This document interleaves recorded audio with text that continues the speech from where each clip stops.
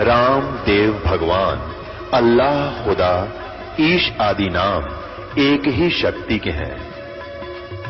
वो कैसा है, कहां है, कैसे मिलता है, किसने देखा है?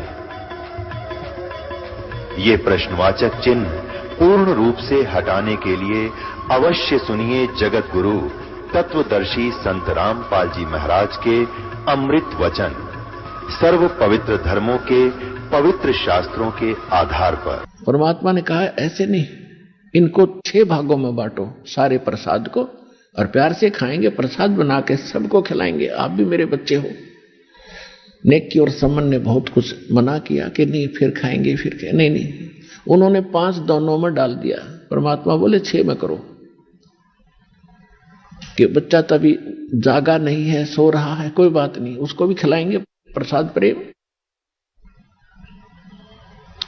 अब ज्यादा बात ना बढ़ाने से उन्होंने चलो 6 में कर देते हैं। आवाज लगाएंगे, कहेंगे जी उठता नहीं, कहीं खेलने चला गया होगा। उन्होंने तो ये सोचा ऐसे कह दूंगा जा करके कि वो तो कहीं बाहर चला गया महाराज जी, यह है नहीं, ऐसा सोच कर उन्होंने 6 में कर दिया। और कहा बैठो और बुलाओ सेव को। तो परमात्मा ने कहा आओ सेव जीम लो, यानी भोजन खाओ, ये प्रसाद प्रेम। और शीश कटा करें चोरों के, संतों को नितक सेम। सेव धड़ पे शीश डा और बैठा पंगत माही, और नहीं निशानी गर्दन के, ये ओ सेव अकनाही। बोलो कबीर भगवान की जय।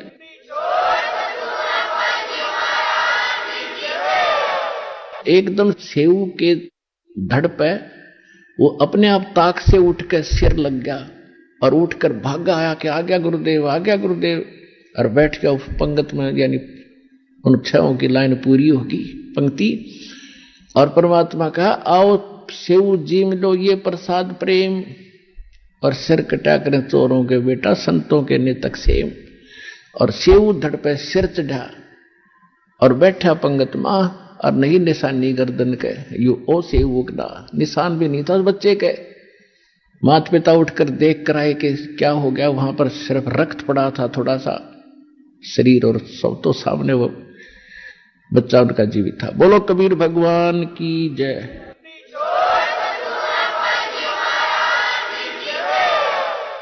अब उनको विश्वास नहीं हो पा रहा था कि हे भगवान। तब परमात्मा ने कहा बेटा, सत ना छोड़े सूरमा, और सत छोड़े पत जा, और सत के बांधे लक्ष्मी फेर मिले गया। परमात्मा ने आशीर्वाद दे दिया बेटा, आज से तू धन धान्य से पूर्ण हो जाएगा, लेकिन इस माया में उलझना मत, इसको दान धर्म में लगाते रहना। अब वो तो ऐसे कहकर चले गए, सतगुरु जो चाहे सो कर दे। कुछ दिनों के बाद उस सम्मन के मन में प्रेरणा हुई कि थोड़ा सा जो है मकान बना ले, थोड़ी झोंपड़ी और कच्ची ईंट बनाकर, और एक झोंपड़ी बनाएंगे और अच्छी सी कुटिया बना लेते हैं। वो जब खोदने लगा, नीम खोदने लगा, तो उसमें बहुत ऋणे असरफी मिली सोने की। अब उसने समझदारी से काम करके उनको धीरे धीरे करके वो अपना कुछ ऐसा व्यवसाय बढ़ाया। लोगों को ये लगा कि जैसे इसने कोई व्यवसाय शुरू कर दिया, इससे बढ़ गया, 1 नंबर का सेठ हो गया। उससे जीवन में वो ही सम्मान उस नगर के अंदर 1 नंबर का धनवान व्यक्ति कहलाया। सतगुरु जो चावे सो कर ही, 14 कोट दूत जमदार ही, ऊत भूत जम त्रास निवारे, और चित्रगुप्त के कागज फाड़े।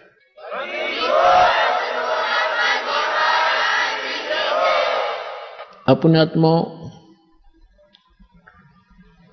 ये थी अमर कथा, ये थी सत्यनारायण कथा। ये तो इन्होंने कूड़े के ढेर में डाल दी, हमारा छीट भी नहीं लगने दी। और एक गीत गाया करते, मोर ध्वज का लड़का जीवित कर दिया कृष्ण भगवान, मोर ध्वज का लड़का जीवित कर दिया कृष्ण भगवान। अब कृष्ण जी की सती थी अब सामने आई, तो विष्णु अवतार थे, और विष्णु की क्या सती थी आपके सामने स्पष्ट कर दिया दास ने, सब प्रमाण दे देकर। ये देखो, जैसे दादू साहब कहते हैं, और संत सब कूप हैं और कहते धरिता नीर, और दादू अगम अपार है, वो दरिया सत कबीर। अब एक तो छोटा मोटा कुआं हो, वो तो एक पीन पान का काम थोड़ा बहुत कुछ मोहल्ले का चला सकता है, वो सारा काम नहीं कर सकता। इसी प्रकार कोई झरना जरीता नीर यानी झरना बह रहा हो तो कुछ अक्षेत्र में थोड़ी बहुत सिंचाई कर सकता, बाकी अक्षेत्र भूखा ही भरेगा। और एक दरिया बह रही हो वो सारे काम करे। तो ये छोटे मोटे गुण तो साधु संत इन छोटे मोटे भगवानों में सब में होते हैं, लेकिन इतना अंतर समझना, और संत सब कूप हैं कहते झरीता नीर, दादू अगम अपार है वो दरिया सत कबीर। तो ये वो समर्थ है जिसमें सारे ही गुण संपन्न हैं, वो भी काम कर सकता है और उनसे आगे भी जो सबको सुख दे सकता है वो कबीर भगवान है। अब धर्मदास जी ने फिर एक प्रश्न किया, कहने लगे मालिक आप कहते हो कि वैसे तो मुझे अविश्वास होना मेरा गलत है, लेकिन प्रश्न ना करूंगा तो मुझे कचोटते रहेंगे कि जैसे श्री कृष्ण जी के पास एक विपर सुदामा बहुत निर्धन था और वो 2 मुट्ठी चावल लेकर गया था सूखे, उनको खा करके एक उनका बहुत सुंदर महल बना दिया उस द्राविड़ देश में। सुदामा जी का कितना सुंदर महल बना दिया, उसको धन दे दिया। तो इन बातों से हम बहुत प्रभावित हैं मालिक। तो पुण्यात्मा दास बताएगा उस समर्थ की महिमा। देखो अब जैसे आपको पता है कि ये किस स्तर के भगवान है। जैसे एक तो मंत्री, कोई राज्य का प्रांत का मंत्री, वो भी थोड़ी बहुत राहत दे सकता है, लेकिन जो प्रधानमंत्री देगा वो नहीं दे सकेगा। इतना अंतर समझना। अब क्या था, जैसे सुदामा जी को केवल कितना दे दिया, एक कोठी बनवा दी और धन दे दिया, उसका वो एक जीवन थोड़ा सा व्यापन ठीक हो गया। और जन्म मृत्यु ना सुदामा की बची ना कृष्ण की, पशु योनि में जाना ना कृष्ण का बचा ना सुदामा का बचा। अब कथा सुनाता दास। एक तैमुरलंग नाम का लोहार था, मुसलमान लोहार, और परमात्मा कहते हैं जो जन मेरी शरण है ताका हूं मैं दास, और गेल गेल फिरता रहूं जब तक धरती आकाश। अब परमात्मा पिछले संस्कारी हंस होते हैं उनके। अब तैमुरलंग की मां बड़ी भाग्यवान थी, मुसलमान जाति में थे, इतनी दयालु थी कि आए अतिथि को भूखा नहीं जाने देती थी। कई बार ऐसी अतिथि होती थी जैसे कोई रास्ता चलता राहगीर भी होता था, यात्री को भी प्रार्थना करके भोजन खा के जाना जी, वो भोजन खिलाती थी। तो बच्चे में वो संस्कार साथ साथ पल रहे थे। अब उन्होंने क्या किया, कई बार ऐसे होता था कि अपने खाने का उनके पास भोजन नहीं बचता था, माता बेटा दोनों भूखा सो जाते थे और अतिथि को पूरा संतुष्ट कर देते। यात्री को वो क्या करता था, इतना निर्धन था तैमुरलंग कि अन्य साहूकार लोगों की, धनी लोगों की भेड़ बकरियां चराया करता था, उससे उनको उस कनक मिलती थी मेहनताना।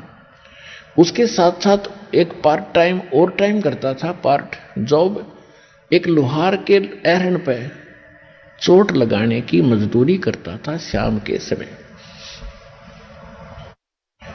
इतना निर्धन था, तब मां बेटा दोनों का गुजारा मुश्किल से हो रहा था। उधर से वो रोटी लेकर गया था, घर से बांध कर ले जाता था, खाना खा चुका था। तब परमात्मा वहां पहुंचे और एक फकीर साधु के रूप में। तो तैमुरलंग एक धार्मिक मां से जन्मा था, उसने कहा महाराज भोजन खाओगे, भूख लगी होगी। कहाँ बेटा भूख लगी है?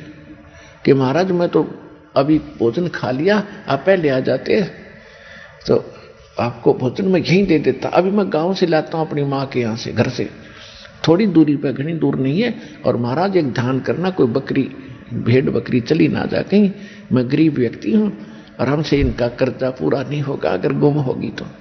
परमात्मा बोले बेटा निश्चिंत रह, तू जा।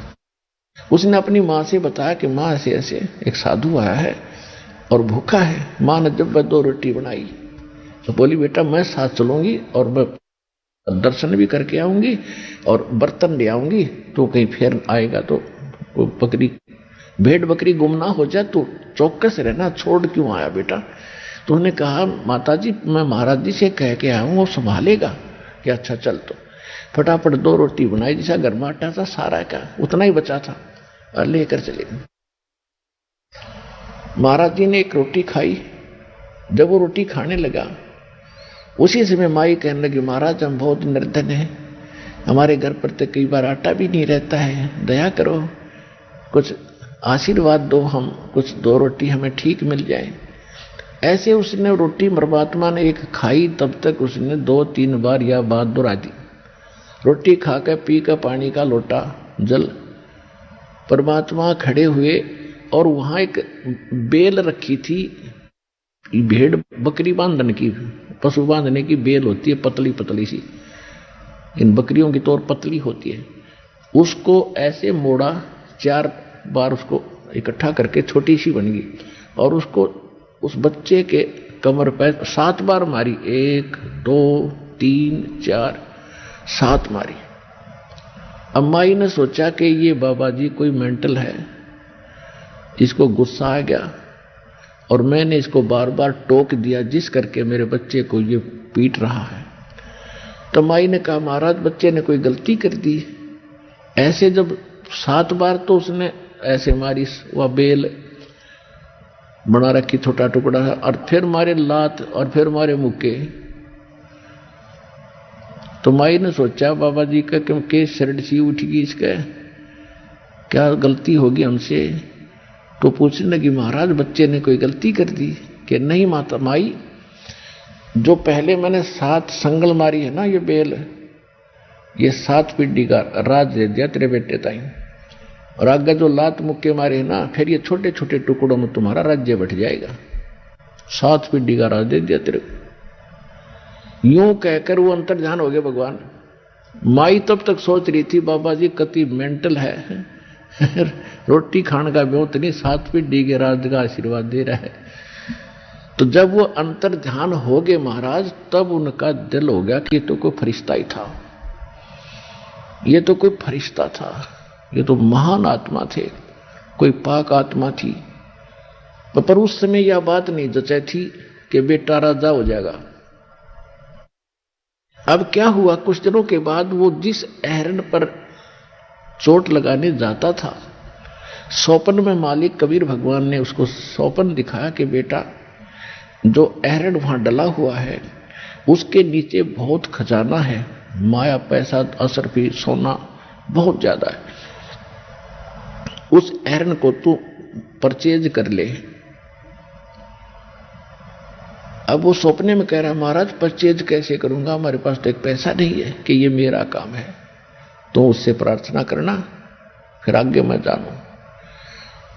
तो उसने अपनी मां से बताया, मां आज वो महात्मा दिखे थे वही के वही, और उन्होंने ऐसे ऐसे कहा है और मुझे बताया है कि उसमें ऐसा खजाना दबा हुआ है, उसको धीरे धीरे व्यवसाय बढ़ाना, एकदम किसी को बताना नहीं तो बात बिगड़ जाएगी। तो मां कहने लगी, बेटा दिखा मुझे भी थे आज रात ने, वही महात्मा थे, वो क्या कह रहे थे ये मुझे याद नहीं रहा, इतना जरूर तूने बता भी याद आया कि वो दिखाई दिए थे मुझे, कुछ बोल रहे थे। तो उसने बताया, माता जी ऐसे ऐसे कहा कि बेटा है तो असंभव, फिर भी प्रार्थना करके देख ले। जब बोला है तो उसी दिन शाम ने उसने उस ऐर पर, उधर से परमात्मा कहते हैं जब करे करावा साइया मन में लहर उठा, अर्थात दूसरे जीव के आप बगल हो जा। उधर से ऐरन वाले के मन में यह प्रेरणा कर दी कि यह स्थान मेरे लिए थोड़ा है और बाहर मेरा अपना प्लाट है, इसको कोई मोल ले ले, चाहे उधार ले ले, साल भर के लिए मैं उधार भी दे दूंगा और मैं वहां अपना आयरन लगा लूंगा, वो अच्छा ठीक व्यवस्था कर लूंगा। तो उस दिन वो तैयार करा पा, लेकिन उधर से ऐरन वाला, उधर से उस गरीब ने प्रार्थना की कि भाई मैं भी तेरा लोहार भाई हूं और मेरी इच्छा है कि मैं थोड़ा बहुत काम अपना स्वयं कर लूं, ये ऐरन मुझे दे दो। कि पैसे कब देगा, कि पैसे तब है नहीं, उधार लूंगा फिर दे दूंगा पाई पाई कमा करके। पक्की बात है कि पक्की, लिखवा लूंगा कि लिखवा ले। उन्हें लिखवा दिया, अगले दिन खाली कर दिया, नौका नो छोड़ दिया सारा सारा और वहां चले गया। उधर से माँ बेटा ने दोनों दीवार बनाई मिट्टी की, उसके ऊपर एक झोंपड़ी डाली, फिर लगे खोदने। वो तो जो मालिक ने भर रखा था खजाना सारा पाया। तो उसने क्या किया, धीरे धीरे पहले बकरियां खरीदी, बकरी भेड़ खरीदी, फिर उनको बेचा, फिर खरीदी, फिर बेचा, से दिखाया 1-2 महीने। फिर उसने घोड़ों का व्यापार शुरू किया। तो लोगों ने सोचा भाई इस तैमूर लंग तो सेठ हो गया और इसके इस व्यवसाय ने इसका हाथ पकड़ लिया, किस्मत जाएगी इसकी, जहां हाथ लगाता है इसको तो वारे न्यारे हो जाते। और वो धन हाथ लग रहा था, मालिक का दिया उसको। उससे पहले जब वो पाली जाता था, गवाला था भेड़ बकरियों का, उस समय एक राजा था उस नगरी का, आसपास का। तो वो इतना नालायक था कि गांव की कोई युवा लड़की सुंदर होती, उसी को अपने सैनिकों द्वारा उठवा ले जाता था और अपनी हवस का शिकार करता था। एक उसी के मोहल्ले की लड़की पशुओं के लिए चारा लेकर आ रही थी। उधर से उस राजा के 4 सैनिक उस लड़की को जबरदस्ती उठाने की कोशिश कर रहे थे, घोड़े पर डालने की। उसने और कुछ नहीं दिखा, तैमूरलंग दिखाई दिया। उस लड़की ने आवाज लगाई, रे तैमूरलंग, मेरी इज्जत बचाना भाई, मेरी इज्जत बचाना तैमूरलंग। तैमूरलंग ने देखा क्या हो गया, बहन की आवाज कहां से आ रही है। पाली के पास तो लठ हो है, लठ ठाग आ गया, जाते मट्टा मटून से पाइया के मारन लग गया। वो एक था, वो गिनती में कई थे, उसको अच्छी तरह ऐसा मार के डाल दिया, अपनी तरफ से उनको मर्द समझ कर छोड़ा, लड़की को उठा ले गए। जब वो होश में आया तो उसके मन में उसके बाद एक का बात रट लग रही थी कि यदि मैं राजा बन गया, इस राजा को मजा चखाऊंगा, इसने बहनों की इज्जत लूटी है, इसको टुकड़े टुकड़े करके मारूंगा। तो अब उसके हुआ फिर श्रेड उठेगी, अगर राजा बनूं, सेना तैयार करूं, धन बतेरा हो गया। अब मालिक का आशीर्वाद था कि राजा बनेगा ही बनेगा, वो तो अंकुर मालिक का डाला हुआ, वो तो फलेगा ही फलेगा।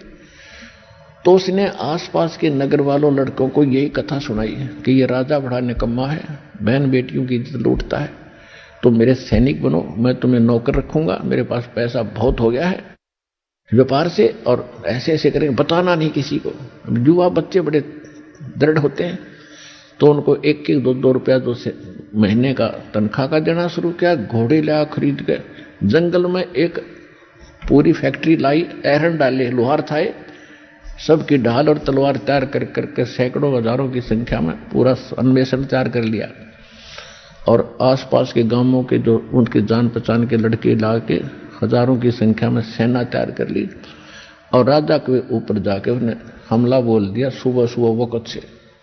अब राजा ने देखा चारों तरफ किले पर खड़ा होकर के कि चारों तरफ घेर लिया है सेना ने। उन्हें कहा मंत्रियों सामना करो। मंत्रियों को मालिक ने ऐसा दिखा दिया जैसे कई हजारों की संख्या में सेना खड़ी है, वार पार नहीं है। मंत्रियों ने कहा राजन सरेंडर करने में अपना हित है, इतनी सेना आ गई है कोई सोच भी नहीं सकते। उन्होंने सरेंडर कर दिया राजा को। उधर से परमात्मा ने रह रहकर स्वप्न में आकर उसको संदेश देते थे, बेटा जीवन ऐसा करना अच्छी बात नहीं होती। तो उसने फिर उसको वचन याद रहे उसके, क्योंकि मालिक जब वहां बैठे थे तभी उन्होंने ज्ञान सुनाया था उसको, माँ बेटों को। तो उसके ये मन में धारणा बैठ गई कि मैं इसको मारूंगा नहीं, इसका कर्म इसी को छोड़ देता हूं। उसको कहा कि तू यह नगरी छोड़कर चला जा, राजा से कह दिया अगर आज मुझे संत का आदेश ना होता तेरे टुकड़े टुकड़े करता मैं, तू निकल जा यहां से, या यहां मजदूरी करके खा ले। जैसा भी उसने कुछ दिनों के बाद फिर दूसरे राजा को ऐसे ही उसको अल्टीमेटम दे दिया कि या तो सरेंडर कर देना, तैयार हो जा। अब सबको पता लग गया कि वो शक्तिशाली राजा वही था उस अक्षेत्र का जिसको उसने पराजित कर दिया था। तो सब ने अपनी हार मान ली और उसके अंतर्गत होते चले गए। अंत में उसने दिल्ली के ऊपर आकर भी अपना झंडा गाड़ दिया और वहां अपना एक नुमाइंदा बैठा करके वो तैमूरलंग वापस चला गया। ये इतिहास बताता है। उसके कुछ समय के बाद उसका तीसरा पोता बाबर हुआ और उससे लेकर औरंगजेब तक, तैमूरलंग से लेकर औरंगजेब तक 7 पीढ़ी ने दिल्ली का राज किया। औरंगजेब के बाद उसके सभी टुकड़ों में बट गए थे। भारतवर्ष का राज्य छोटे छोटे टुकड़ों में हो गया था। रोटी तैमूरलंग को दीनी और तातें 7 बादशाही दीनी। बोलो सतगुरुदेव।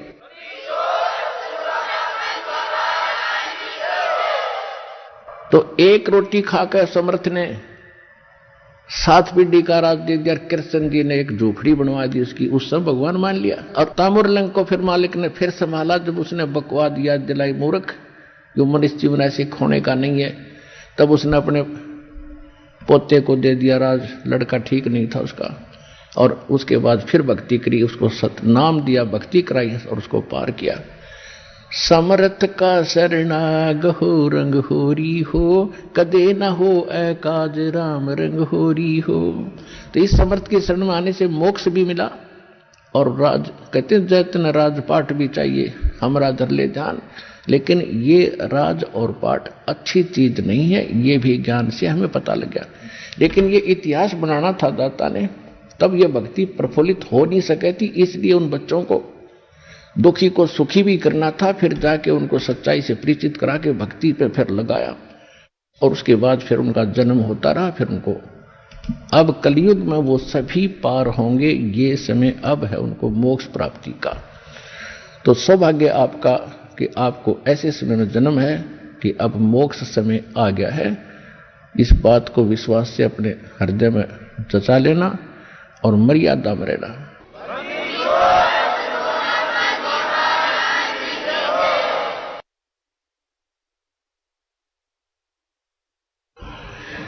परम पिता परमात्मा पूर्ण ब्रह्म, सारी सृष्टि के रचनहार कबीर परमेश्वर जी की असीम रजा से आप सभी पुण्यात्माएं सत्संग सुनने के लिए उपस्थित हुए। इस काल भगवान ने जिसके लोक में हम रह रहे हैं, ये 21 ब्रह्मांड का क्षेत्र है। और इस काल भगवान ने जिसकी कैद में, जिसकी जेल में हम रह रहे हैं, इसने एक सुनियोजित षड्यंत्र रच के हमें यहां पर फंसा रखा है, बांध रखा है।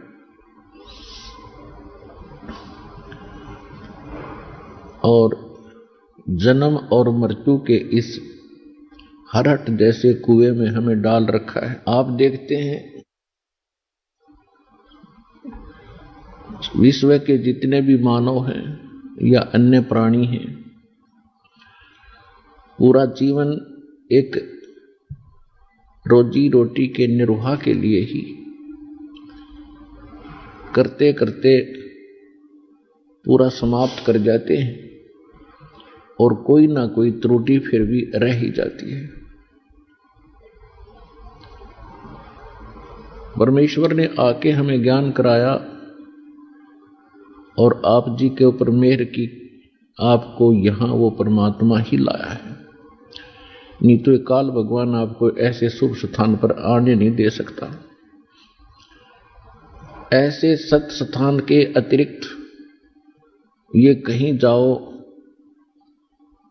कहीं तीर्थों पर जाओ, कोई व्रत उपवास रखो, कहीं पर भी कुंभ के मेलों में जाकर प्राप्त करो, वहां अनगिन लोग चले जाते हैं, क्योंकि वहां काल भगवान का अपना जाल है कि ये यहां चक्कर काट काट के मनुष्य जीवन बर्बाद कर जावे और फिर 84 लाख योनियों के इस लंबे फेर में, चक्कर के अंदर ये डाल देता है, फिर निश्चिंत हो जाता है। और परमात्मा आते हैं, हमें ये ज्ञान कराते हैं कि आप जहां रह रहे हो ये काल का लोक है, ये स्थान रहने का नहीं है, ये स्थान ठीक नहीं है। परमात्मा के विधान में लिखा है कि वो परमात्मा प्रत्येक युग में आते हैं और वो 3 प्रकार से सभी असंख्य ब्रह्मांडों की वो केयर टेक करते हैं, सभी को संभालते हैं, सबका धारण पोषण करते हैं। तो वो 3 स्थिति से करते हैं। एक स्थिति परमात्मा की है कि वो सतलोक के अंदर मानव सदृश शरीर में विराजमान है, एक सिंहासन के ऊपर बैठे हैं, तख्त पर बैठे हैं, सिर पर मुकुट है भगवान का जैसे राजा लोग पहनते हैं, और ऊपर एक श्वेत छत्र है, छत्र छाता, और एक बहुत बड़ा आलीशान गुम्बज है उसके सेंटर में भगवान बैठे हैं, सतपुरुष बैठे हैं, अमर पुरुष बैठे हैं। उनके एक रोमकूप में, यानी एक रोम में समझो बाल में इतनी चमक है, करोड़ सूर्य मिला दे, करोड़ चंद्रमा, दोनों की मिली जुली रोशनी भी फीकी रहे तो बाकी बॉडी का कितना प्रकाश होगा ये अंडरस्टूड है। उसके पश्चात परमात्मा दूसरी स्थिति में प्रत्येक युग में एक लीला करने आते हैं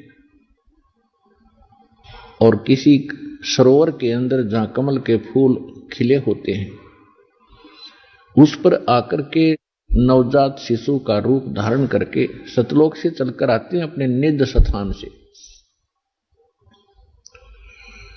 और वहां एक शिशु रूप धारण करके कमल के फूल पर विराजमान होते हैं। वहां से कोई निसंतान दंपति उनको ले जाते हैं और वहां उनकी परवरिश की लीला कुंवारी गायों से होती है। ये परमात्मा ने लीला की है और वेद उसका साक्षी है, वेद उसके विटनेस हैं कि परमात्मा नवजात शिशु रूप धारण करके जब आते हैं वो ऐसी ही लीला करते हैं। तो कबीर परमात्मा ये जो बनारस में, काशी में धानक रूप में रहा करते थे, दुल्हे रूप में, ये अमर पुरुष हैं, ये सत्य पुरुष हैं, असंख्य ब्रह्मांड के ये रचनहार हैं, सृजनहार हैं, और हम सभी आत्माओं के भी ये उत्पत्ति करता है। ये सर्व उत्पादक प्रभु हैं। तो ये दूसरी प्रकार की लीला प्रत्येक युग में करते हैं और प्रत्येक युग में इनके भिन्न भिन्न यहां नाम होते हैं। जैसे सतयुग में सत्सुकृत नाम रहता है भगवान का, उसमें ऋषि परंपराएं ज्यादा होती हैं जो साधु संत भक्ति मार्ग दर्शाते हैं, तो उसमें ऋषि सत्सुकृत नाम से परमात्मा प्रसिद्ध हुए थे। त्रेता में यही लीला की थी, शिशु रूप धारण करके आए थे और उनको निसंतान एक ब्राह्मण दंपति उठाकर ले गया था और वो मुनिंदर ऋषि के नाम से प्रसिद्ध हुए थे।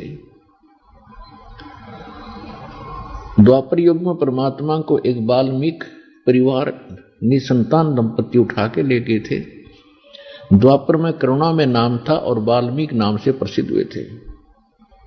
वो वाल्मीकि नहीं थे जो सतयुग में हुए हैं, वो अन्य थे। उसके बाद तो वाल्मीकि एक जाति परंपरा पड़ी थी और इस कलयुग के अंदर परमात्मा अपने वास्तविक नाम से आते हैं, कबीर नाम से, कबीर देव नाम से, कबीर साहब नाम से। तो परमात्मा स्वयं भी बताते हैं, सतयुग में सत सुकृत कह टेरा, त्रेता नाम मुनिंदर मेरा, द्वापर में करुणा में कहाया, कलियुग नाम कबीर धराया। और परमात्मा खुद कहते हैं, अवधू अवगत से चल आया, मेरा कोई भेद मर्म ना पाया। मात पिता मेरे कछु नाही, ना मेरे घर दासी, जुल्ला का सुत आने कहाया, जगत करे मेरी हंसी। मात पिता मेरे कछु नाही, ना मेरे घर दासी, जुल्ला का सुत आने कहाया, जगत करे मेरी हंसी। ना मेरा जन्म ना गर्भ बसेरा, बालक बन दिखलाया, काशी शहर जल कमल पर डेरा, तहां जुलाहे न पाया। अदर गगन भंवर गुफा में जहां निज वस्तु सारा, तेरा ज्योत स्वरूपी अलख निरंजन ये धरता ध्यान हमारा। परमात्मा ने स्वयं आकर बताया है कि मेरा कोई जन्म नहीं हुआ, मैं किसी मां के गर्भ में नहीं रहा और मैंने कोई स्त्री भी ग्रहण नहीं की। मात पिता मेरे कछु नाही, ना मेरे घर दासी। दासी मान पत्नी को संत भाषा में, क्योंकि पहले सतयुग त्रेता द्वापर में बहनें अपने पतियों की बहुत सेवा किया करती थी सच्चे दिल से, और वो पति भी नेक चलन और नेक स्वभाव के होते थे। अब तो शराब पीकर रोज कूटे तो वह क्या सेवा करे उस नालायक की। तो इसलिए वो एक परमात्मा कहते, मात पिता मेरे कछु नाही, ना मेरे घर दासी। जुल्ला का सुत आण कहाया, जगत करे मेरी हंसी। आज मुझे धानक जुलाहा सुदर कह के मजाक उड़ा रहे हैं। जात पात हमारे नहीं, सभी मेरे बच्चे हैं। पर लेकिन उस समय हम भगवान को नहीं पहचान सके, क्योंकि हम अक्सर ज्ञान नहीं रखते थे। और हमारे धर्मगुरु जो थे ये नकली थे, डुप्लीकेट थे, इनको सदग्रंथों का ज्ञान नहीं था। यदि इनको सदग्रंथों का ज्ञान होता तो भगवान का विरोध कतई नहीं करते। जैसे अब परमात्मा ने यह समय निर्धारित किया था, उससे पहले आपको शिक्षित किया अपने बच्चों को। परमात्मा नहीं चाहते थे ये शिक्षा रूपी विष आपको पिलाना, लेकिन ये अनिवार्य था, इसलिए आपको शिक्षित किया। ये शिक्षा आपको केवल इसीलिए दी है कि आप सदग्रंथों को जाने, स्वयं देखें, समझें और परमात्मा को पहचाने। अन्यथा इस शिक्षा ने हमें क्या दिया? अभिमानी बना दिया। आपस में प्यार रहा नहीं, माया के अतिरिक्त कुछ ध्यान नहीं, भगवान 100 कोस हो गया हमारे से। कोई बड़े बड़े अधिकारी बनकर ये सोच बैठे हैं कि बस मैंने सब कुछ पा लिया। तो यह भूल इस माया ने डाल दी। पहले हमारे बुजुर्ग कितने आधीन, विनम्र और दया भाव वाले थे, आए अतिथि का आदर करते थे। अब ये लगभग ये सारी परंपराएं समाप्त हो चुकी हैं, कृतघ्नता हमारे अंदर समा चुकी है। तो परमात्मा को ये पता था कि ऐसा इनमें एक बार दोष आएगा, लेकिन उस दोष को मेरे पास ऐसा ज्ञान है तुरंत ही साफ कर दूंगा। तो वो अब ज्ञान हमें प्राप्त हुआ है। तो परमात्मा को हम पहचानेंगे तभी तो उसके निकट आएंगे। जब तक हमें दृढ़ विश्वास नहीं होगा कि हु इज गॉड, परमात्मा कौन है और what is right way of worship, सही साधना कौन सी है, तो हमें कोई भी डगमग करता रहा हम उसी की मान लेते थे। कोई छोटी मोटी अटपट कर देता, थोड़ी बहुत वाणी वेद मंत्र सुना देता, हम उसको विद्वान और बहुत अच्छा जानकार मान लिया करते थे। अच्छा कोई वक्ता होता उसके ऊपर आकर्षित हो जाते थे। तो अभी तक हमारा इन्होंने साइकिल बना रखा था, हमें टिकने नहीं दे रहे थे। अब हम ऐसे टिक जाएंगे हमें कोई हिला नहीं सकेगा। चाहे ब्रह्मा विष्णु महेश आकर वार्ता कर लियो हमारे साथ, आखिर में वो फिट्टे मुंह होकर ही जाएंगे। अन्य संतों की तो बात ही छोड़ो, ये तो सामने आ ही नहीं सकते इस ज्ञान के। तो कहने का भाव ये है कि एक सौभाग्य आपका कि आपको ये अनमोल रतन मिल रहा है, इसको संभाल के रखना, इसको ऐसे वैसे ना समझना। ये अनमोल मंत्र मिला है। परमात्मा कहते साईं यूं मत जानियो प्रीत घटे मम चित। इस मालिक के नाम को, भगवान को ऐसे एक सेकेंडरी थिंग मत समझना। साईं यूं मत जानियो प्रीत घटे मम चित, मरूं तो तुम सुमृत मरूं और जीवत समरुन्नत। ऐसा भाव बनाओ भगवान। तो वो परमात्मा आकर हमें ज्ञान सुनाते थे।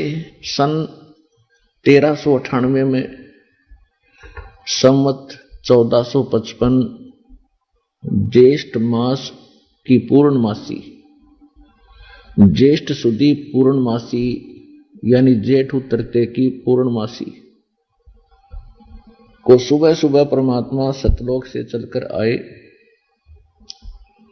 एक शिशु रूप धारण किया, कमल के फूल पर विराजमान हो गए।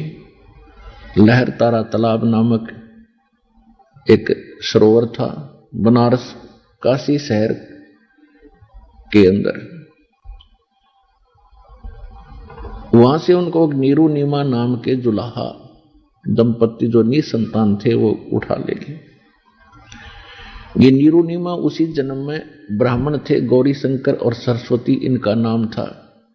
मुसलमानों ने इनको जबरदस्ती मुसलमान बना दिया था। पहले ये शिव के पुजारी थे, इन्होंने फिर वो शिव की पूजा छोड़ के जो मुसलमानों की क्रियाएं थी वही प्रारंभ कर दी थी, और इसके साथ साथ उन्होंने जुलाहे का काम प्रारंभ कर दिया था। पहले जो दक्षिणा आती थी उससे अपना निर्वाह करते थे, फिर बाद में वो दक्षिणा बंद होगी, क्योंकि वो कथा किया करते थे पहले भगवान शिव की, शिव पुराण की, उससे दक्षिणा आती थी। और बाद में फिर वो मुसलमान बनने के बाद उनके सामने निर्वाह का संकट उत्पन्न हुआ तो उन्होंने जुलाहे का काम शुरू कर दिया, जो बहुत आसानी से और कम खर्चे में प्रारंभ हो गया था। ये कार्य करते करते उनको काफी समय बीत गया था। वो जुलाहा नाम से प्रसिद्ध हो गए थे। उस समय परमात्मा उनको मिले, वो उठाकर ले गए थे। जिस समय परमात्मा सतलोक से आए, शिशु रूप धारण किया, ऊपर से आ रहे थे, तो वहां एक अष्टानंद नाम के ऋषि उसी लहर तारा तालाब के ऊपर प्रतिदिन स्नान करने जाते थे। स्वच्छ जल था, गंगा की लहरों से उछलकर वो सरोवर का रूप धारण किया करता था। तो फिर सारा वर्ष उसके अंदर, वर्षा के दिनों में दरियाएं बहुत गहरी और ऊपर तक भर के चलती हैं, उनके ऊपर से पानी उछलकर गौ घाटों में से वो लहर तारा तालाब का रूप धारण कर लेता था। और फिर सारा वर्ष स्वच्छ जल, क्योंकि गंगा का जल खराब नहीं होता, सारा वर्ष वो फिर शुद्ध जल उस सरोवर के अंदर एकत्रित रहता था। उसमें कमल के फूल उगे रहते थे। वहां पर एक बाहर बनी में जंगल सा होता था, उसके चारों तरफ वृक्ष सुंदर उगे हुए होते थे। तो वहां पर अष्टानंद नाम के एक ऋषि प्रतिदिन अपनी स्नान भी करते थे और सुबह सुबह वहां कुछ साधना भी किया करते थे। और अष्टानंद जी कौन थे? ये स्वामी रामानंद एक महापुरुष हुए हैं, जिनका बहुत बड़ा बोलबाला था, जिनको माना जाता था कि ये चारों वेदों के विद्वान हैं, पुराणों और श्रीमद् भगवत गीता को ये अच्छी तरह जानते हैं, समझा है, यानी बहुत बड़े प्राकांड विद्वान प्रसिद्ध थे। उन्होंने 1400 ऋषि शिष्य बना रखे थे। किसने? स्वामी रामानंद जी ने, जो उनके द्वारा बताए गए ज्ञान को आगे प्रचार करते थे। और वो वैष्णव साधु थे। स्वामी रामानंद जी श्री विष्णु जी को इष्ट रूप में मानते थे, वैष्णव परंपरा से संबंधित थे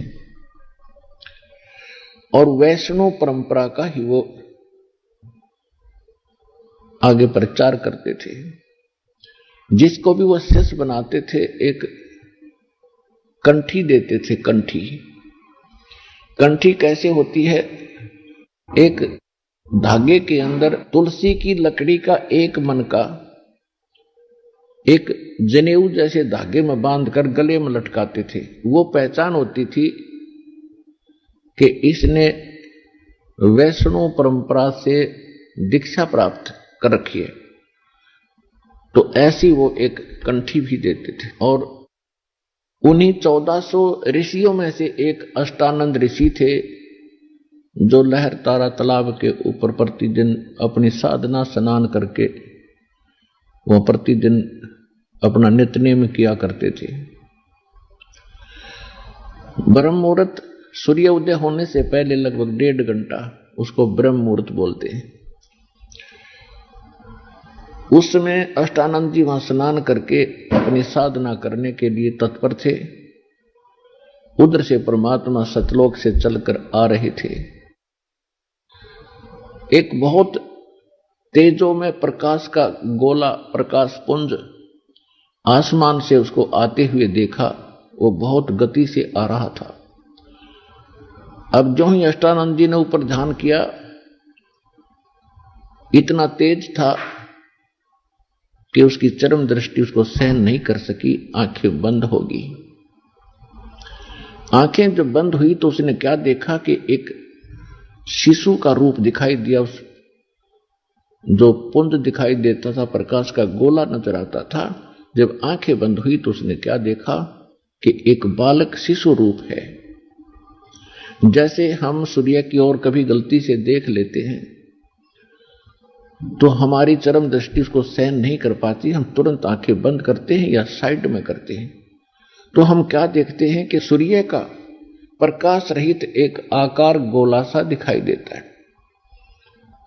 और पहले ऐसा नहीं नजर आ रहा था, केवल प्रकाश दिखाई देता था, फिर हमें प्रकाश रहित आकार सूर्य का दिखाई देता है। यही दशा उस अष्टानंद की हुई। जब उसने उस तेज पुंज के गोले को देखा, आंखें सहन नहीं कर सकी, तुरंत बंद हुई। बंद हुई तो क्या देखा कि प्रकाश रहित एक शिशु का रूप दिखाई दिया। काफी देर तक उसकी दृष्टि में वही रहा, ऐसे देखे वैसे देखे।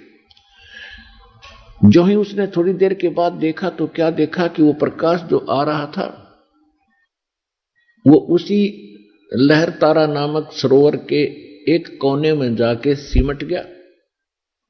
उसके बाद उसको कुछ दिखाई नहीं दिया। अब उसने सोचा कि ये क्या हुआ आज मेरे साथ, ये कोई मेरी भक्ति की उपलब्धि है या कोई और ही लीला है। अपने गुरुदेव से इसका समाधान चाहूंगा। वो तो छोड़ के साधना उठकर चला गया। उसने स्वामी रामानंद जी से जाके प्रार्थना की कि गुरुवर, आज मैंने ऐसे ऐसे एक दृष्टांत देखा, ये मेरी भक्ति का कोई प्रतिफल है या कोई मेरी वैसे ही कोई भ्रमणा शंका है। तो रामानंद जी को जैसा ज्ञान था उसने अपने शिष्य का समाधान इस प्रकार किया कि बेटा, ऊपर के लोगों से जब अवतार गण आते हैं तो उनकी ऐसी ही स्थिति होती है, तारा सा टूटता है प्रकाश का, और वो किसी मां के यहां गर्भ में आते हैं, कुछ दिनों के बाद जन्म लेकर वो लीला करेंगे। तो काशी में कोई महापुरुष का अवतरण हुआ होगा।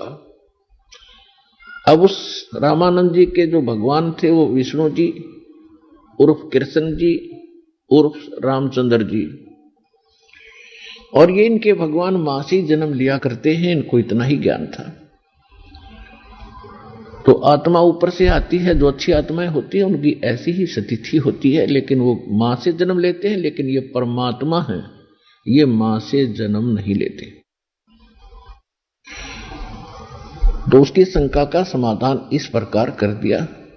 अष्टानंद संतुष्ट हुआ।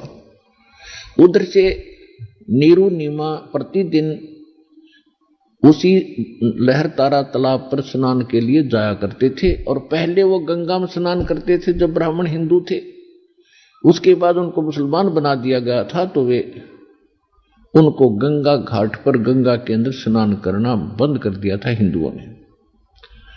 तो उन्होंने फिर गंगा का वो जल जो लहर तारा नामक सरोवर के अंदर एकत्रित हुआ होता था, उसी में प्रतिदिन स्नान करना प्रारंभ कर दिया। सुबह उठकर जाते थे, वहां स्नान करके आते थे। जो भी साधना मुसलमान धर्म की वो भी करते थे। हृदय से भगवान शंकर को भी वो भूल नहीं पा रहे थे, क्योंकि वो पहले भगवान शंकर के पुजारी थे और भगवान शंकर की कथा करके अपना निर्वाह किया करते थे। लेकिन वो किसी को भ्रमित नहीं करते थे। ऐसी नेक आत्मा ब्राह्मण थे कि जो भी दक्षिणा आ जाती थी अपने रोजगार निर्वाह के लिए रख लेते थे, बाकी सब धर्म में लगा देते थे। तो काल को ऐसी आत्मा नहीं अच्छी लगती कि ये बुरे कर्म करे तो बेशक फलो फूलो। अच्छे काम करने वालों को ये अवश्य कोई बाधा पैदा करता है। कब करता है? जब तक हम परमात्मा की शरण में नहीं आते। उसको ऐसा कंडम कर दिया। अब वो ना शंकर भगवान के रहे और ना ही वो अन्य कोई कर पा रहे थे। और एक साथ में उनको एक चिंता सता रही थी, उनका कोई संतान नहीं थी, निसंतान थे। वो दुख अलग से उनके ऊपर बना हुआ था। और क्या होता पुण्यात्माओं, जगत और भगत के विधान नियम विचार आपस में विपरीत होते हैं, जिस कारण से आज तक भगत और जगत का आपस में विरोध रहा है। उसका कारण यही रहा है कि जो संसार की परंपराएं हैं उनको भगत नहीं निभा सकते। यदि उन परंपराओं को निभाएंगे तो वो भक्ति नहीं कर सकते। इसलिए भगत के लिए कुछ मर्यादाएं बनाई हैं और समाज उन मर्यादाओं को रखने वालों से नफरत करने लग जाते हैं कि ये कैसा भगत बन गया, ये ऐसे भी नहीं करता, ये ऐसे भी नहीं करता। लेकिन कहते रहो, जो हमने भक्ति करनी है तो हमने अपने नियमों पर दृढ़ रहना ही पड़ेगा। और दूसरी बात यह है कि जगत सोचता है कि जिसका संतान नहीं है उस इंसान का कोई जीवन नहीं, क्योंकि हमारे धर्म गुरुओं ने एक ऐसी भ्रमणा फैला रखी थी कि जिसका पुत्र नहीं उसकी गति नहीं। कमाल की बात करती। आइए अब हम उन श्रद्धालुओं के अनुभव जानते हैं जो जगत गुरु तत्वदर्शी संत रामपाल जी महाराज जी से दीक्षा प्राप्त कर चुके हैं तथा उनके द्वारा बताए गए भक्ति मार्ग पर चल रहे हैं। सर नमस्कार। नमस्कार सर जी। क्या नाम है आपका? ओम प्रकाश बारोटिया। ओम प्रकाश जी, कहाँ से आए हो आप? जी, गांव बांडा, 2 कैम, तहसील अनूपगढ़, डिस्ट्रिक्ट श्री गंगानगर, राजस्थान से जी। सर, संत रामपाल जी महाराज जी से जुड़ने से पहले आप क्या भक्ति साधना करते थे? जी, सतगुरु रामपाल जी महाराज से जुड़ने से पहले हमें एक डेरा सच्चा सौदा सिरसा गुरमीत राम रहीम से जुड़े थे। करीब जब मैं 4th कक्षा में पढ़ता था, 94 से नाम दीक्षा ली थी। सर, जो आप गुरमीत राम रहीम सिंह से जुड़े हुए थे, उनके द्वारा बताई गई साधना आप बचपन से कर रहे थे, तो सर आपका संत रामपाल जी महाराज जी से जुड़ने के पीछे क्या कारण रहा? संत रामपाल जी महाराज से जुड़ने का कारण यह रहा कि मैं भक्ति करता था। हमारे बचपन से ही हम धन सतगुरु से करते हुए भी और अन्य भी देवी देवताओं की भक्ति करते थे कि झाड़ फूंक भी जाते थे। हमारे क्या हुआ कि कुछ घर में दिक्कत ही, भूत प्रेत की बाधा बहुत ज्यादा थी। जब मेरी शादी हुई, जब मेरी पत्नी को आते ही भूत प्रेत की सताने लगे, कभी वो शरीर के ऊपर दाब आ जाता था, कभी कुछ हो जाता था और कभी कुछ भी। जब 1.5 वर्ष के बाद मेरा एक बच्चा हुआ, उसको बहुत ज्यादा परेशानी थी। वो रात को सोता नहीं था, बार बार रात को इतना रोता था और बार बार परेशान होता था। फिर में हम सुबह किसी झाड़ फूंक के वाले जाते थे, वो थोड़ा बहुत कुछ कर देते थे और फिर वो कोई 1 दिन या 2 दिन सही रहता था। उसके बाद में फिर हमको डॉक्टर के पास जाते थे, फिर किसी अन्य के पास जाते थे। कोई कहता है इसकी बैरों की वो लगाओ, क्षेत्रपाल के पास जाओ, या कोई अन्य रामदेव जी के वहां आपकी ओट है वहां पर जाओ, कुछ बताता था। हम बहुत परेशान थे। आपको संत रामपाल जी महाराज जी के बारे में पता कैसे चला? किसने बताया आपको? जी, हमारे एक मौसी जी का लड़का था, वो बुद्धराम जी है उसका नाम, मास्टर है वो। उनको पास ये कोई पुस्तक मिली, ज्ञान गंगा नाम की पुस्तक थी। वो कोई बसों के अंदर कोई भगत जन सेवा करते थे, जो उन्होंने वो 10 रुपए में एक पुस्तक ली। जब वो पढ़ता पढ़ता मेरे पास उन्हें फोन किया कि एक कोई संत है बरवाड़ा के अंदर है और उसकी एक मेरे पास पुस्तक मिली है और उसको कोई भगवान कोई और ही बताते थे। पहले हमें कोई भगवान के बारे में कोई नॉलेज नहीं था। इन संतों ने हमें कोई भगवान को क्लियर नहीं बताया भी भगवान कौन है। ये कहते थे कि भगवान निराकार है और ये भगवान कोई अन्य रूप में है। कोई कहता था विष्णु जी है, कोई कहता था ब्रह्मा जी है। इसलिए हमें उन्होंने ये बताया कि इस ज्ञान गंगा पुस्तक के अंदर कोई कबीर परमात्मा बताया। हमने सिर्फ कबीर को एक संत के रूप में माना था, भी कोई संत है, हमें कोई ये पता नहीं कि कोई कबीर भगवान भी होगा। तो हम उस चीज के एकदम अचकित हुए कि ये बात क्या है, इसके अंदर ये कौन सा है जो ऐसा कोई भगवान है जो एक कभी जन्म नहीं लेता, ना कोई मरता है। तो ऐसा भगवान के लिए हमें उस पुस्तक की खोज की भी, कहाँ से है। जब इसके एड्रेस लिखा कि ये बरवाड़ा के अंदर है, कोई जिला हिसार के अंदर है, तब वो पहले हम उसको बोला आप चले जाओ वहाँ के, आप देख के आओ, आप पढ़े लिखे हो, हम तो अनपढ़ है, इतने कोई जानते नहीं, एजुकेटेड नहीं है। तो फिर वो जो मास्टर जी है बुद्धराम भगत जी, वो वहाँ पे गए और उन्हें पूरा देखा। फिर हमको आगे बताया कि ऐसा ऐसा माहौल है, ऐसा इतना बढ़िया माहौल है वहाँ का, और वो कबीर को भगवान मानते हैं और वो कहते हैं कि ये भगवान ना तो कभी जन्म लेते ना कोई मरते, सह शरीर आए और सह शरीर गए है। तो हम एकदम देखे भी, हम भी वहाँ के जाके देखे माहौल भी कैसा है, फिर हम कोई देखेंगे। तो हम दोनों वहाँ पे चले गए। हम जाके वहाँ का इतना बढ़िया माहौल देखा तो मेरे मन में ऐसा है कि ऐसा माहौल कभी पहले कभी देखा है क्या आपने? तो मैंने ये सोचा कि यहाँ कोई न कुछ तो आपको राय। तो वो बोला नाम तो आपको सुबह मिल जाएगा। आप हम लेट हो गए, रात को 12 बजे हम पहुंचे थे। तो हम कहते कहते सुबह जल्दी उठते, फिर मुझे मन में लालसा हुई भी हमको जल्दी से नाम दिलाओ। तो वो भगत जी बोले नहीं, आप एक नहा के आओ, फ्रेश हो गए। मैं कहा नहीं, मुझे एक बार नाम दिलाओ और मैं उन संत से मिलना चाहता हूँ कि वो ऐसा कौन सा संत है जो ऐसी इतनी पर की कोई बढ़िया नाम देता है और वो भक्ति बताते हैं। तो उन्होंने फिर मैं फ्रेश हुआ, फिर जाके हमने भंडारा किया। भंडारा करके और मेरा फार्म भरवाया और हम नाम लेके जब भी मैं परमात्मा सतगुरु रामपाल जी महाराज के दर्शनों के लिए गए और उन्हें आशीर्वाद दिया, तो मुझे ऐसा महसूस हुआ कि यहाँ कोई एकदम मेरे शरीर के अंदर पूरे रोंग खड़े होने लगे भी, कोई ये शक्ति है और एक साधारण वेश में रहने वाला है संत, ये ऐसी इसने कौन क्या पावर है इनके अंदर है जो इतनी दृढ़ता है, जो मेरे रोंग खड़े हो गए और मेरा शरीर एकदम हल्का फुल्का हो गया। सर, संत रामपाल जी महाराज जी से आपने नाम दीक्षा ली, उनके ज्ञान को सुनकर ज्ञान गंगा पुस्तक को आपने पढ़ा, लेकिन सर संत रामपाल जी महाराज जी के जो अनुयायी है वो दावा करते हैं कि उनसे नाम दीक्षा लेने के बाद बड़े से बड़ा रोग दूर हो जाता है। आपको संत रामपाल जी महाराज जी से नाम दीक्षा लेने के बाद क्या लाभ मिला?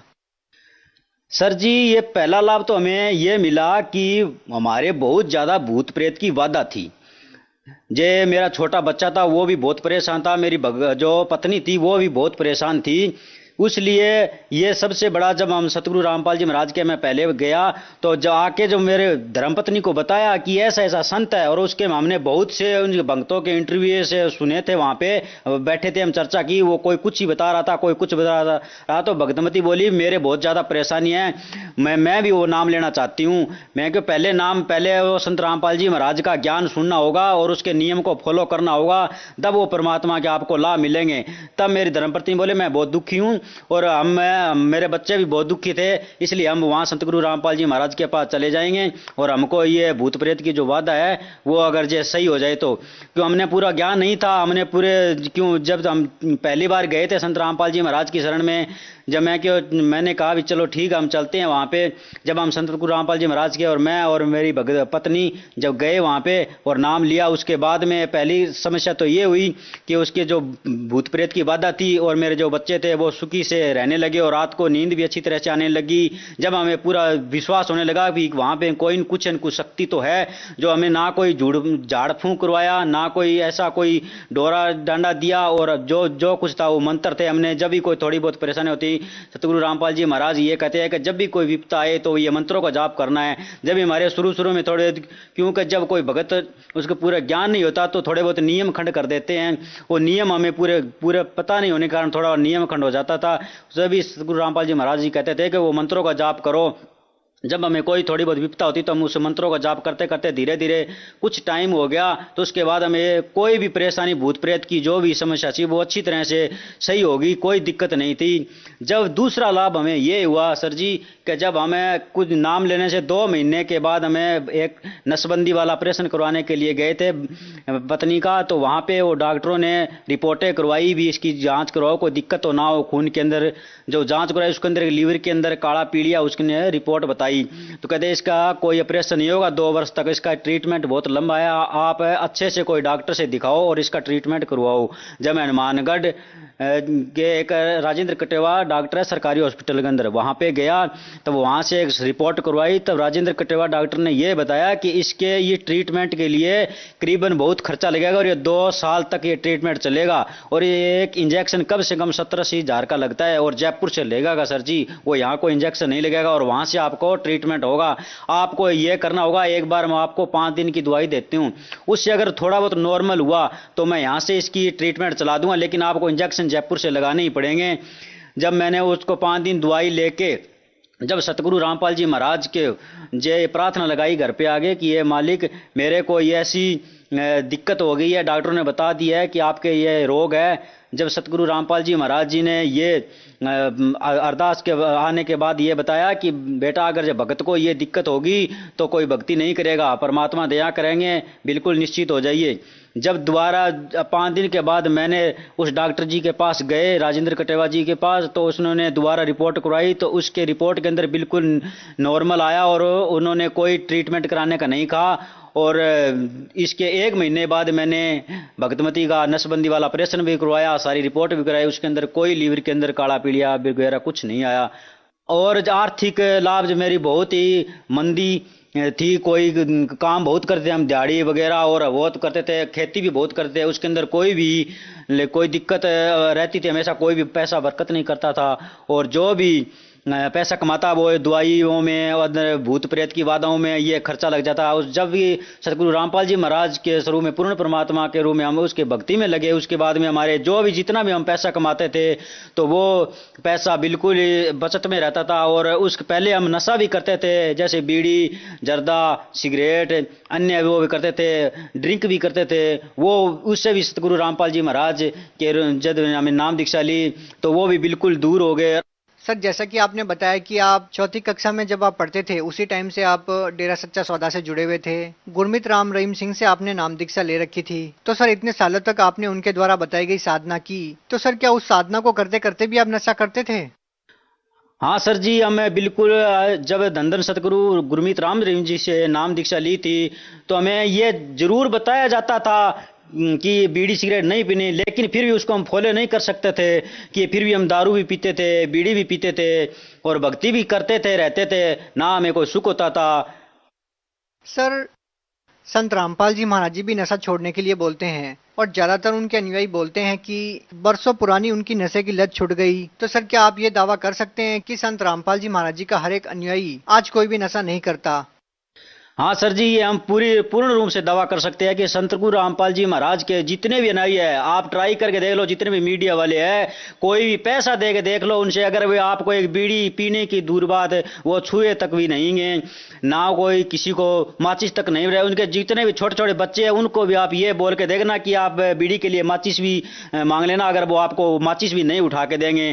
क्योंकि सतगुरु रामपाल जी पहले हमें इसके पता नहीं था कि शास्त्र अनुसार जो भक्ति है, उन संतों ने नाम ही हमें को ये बताया कि कौन भगवान है, कौन से शास्त्र है। धन सतगुरु में जब हम जुड़े थे हमें यह भी नहीं पता था कि शास्त्र क्या है, वेद क्या है, गीता क्या है।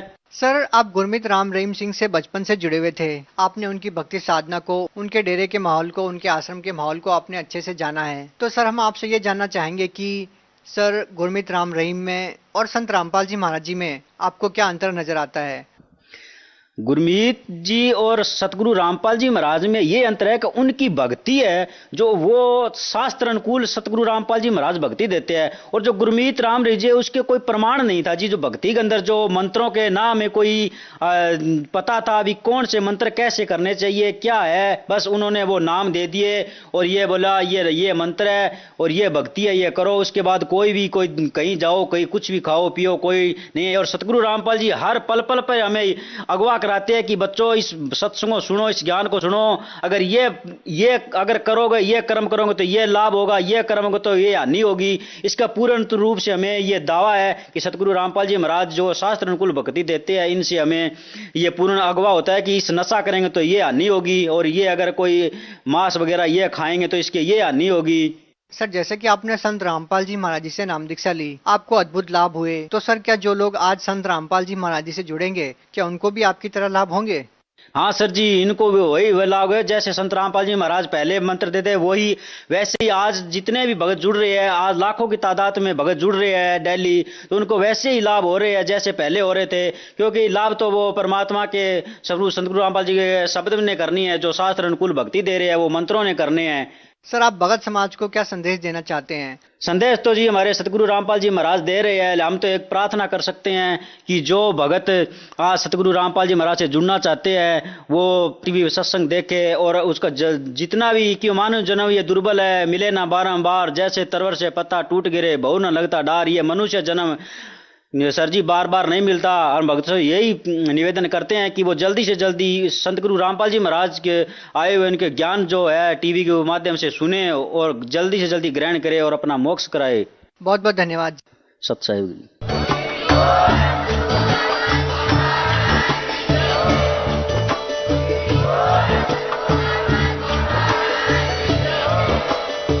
सुन रहे थे जगत गुरु तत्वदर्शी संत रामपाल जी महाराज जी के मंगल प्रवचन।